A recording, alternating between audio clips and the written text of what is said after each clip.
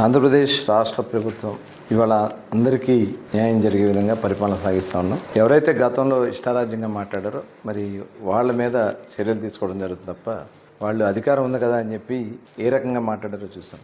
ధర్మాన్ని కాపాడితే ధర్మం మనం కాపాడుతుంది. కానీ ఆ రోజు వాళ్ళు అధర్మంగా లేనిపోయినటువంటి నిందలు మోపి లేనిపోయినటువంటి కేసులు పెట్టించి అరెస్టులు చేయించి వ్యక్తిగతంగా కూడా మనుషుల్ని దూషించి ఇవాళ ఏ రకంగా చంద్రబాబు నాయుడు గారిని, పవన్ కళ్యాణ్ గారిని, లోకేష్ గారిని ఎంత దారుణంగా మాట్లాడినటువంటి సందర్భాన్ని మనం చూసాం. చివరికి అదే కాకుండా ఆనాడు ఇచ్చినటువంటి నంది అవార్డుల మీద కూడా మరి దుర్భాషలు అన్నటువంటి పోసాని మురళీకృష్ణని అరెస్ట్ చేయడం అనేది అది చట్టం ఫలితం చేస్తుంది.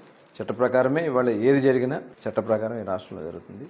ఇవాళ ఎందుకు అరెస్ట్ చేశారు, ఎందుకు చేశారు అనేది వైసీపీ నాయకులు మాట్లాడుతానికి కూడా అర్హత లేదు. వాళ్ళు చేసినటువంటి అన్ని కూడా దుర్మార్గాలు, దాడులు, సోషల్ మీడియాలో మాట్లాడించడం, అసభ్యంగా మాట్లాడటం, మనుషుల్ని కించపరచడం, ఇవాళ ఇవన్నీ కూడా తిరిగి మళ్ళీ వాళ్ళకి తగులుతున్నాయి. ఇలాంటివి ఎట్టి పరిస్థితుల్లో ప్రోత్సహించకూడదు. అందరూ కూడా మంచిని ప్రోత్సహించాలని చెప్పి కోరుతాను.